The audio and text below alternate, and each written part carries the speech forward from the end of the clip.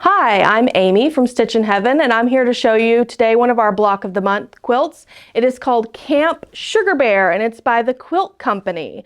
It is adorable, and it comes with all the things you see here. That includes the accessory panel for your little title of your shops, the buttons, all of the thread. Look at these cute little marshmallow buttons. And my favorite part, it's got this little quilt up top that does a little flippy-do. This Block of the Month program starts in July. There's still time to sign up for it.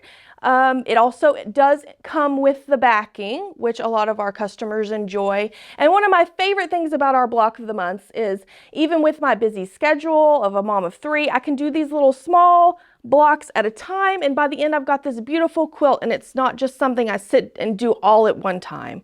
If you want more information or to sign up for Camp Sugar Bear, please visit our website, stitchinheaven.com, and look for our Block of the Month page. See y'all later.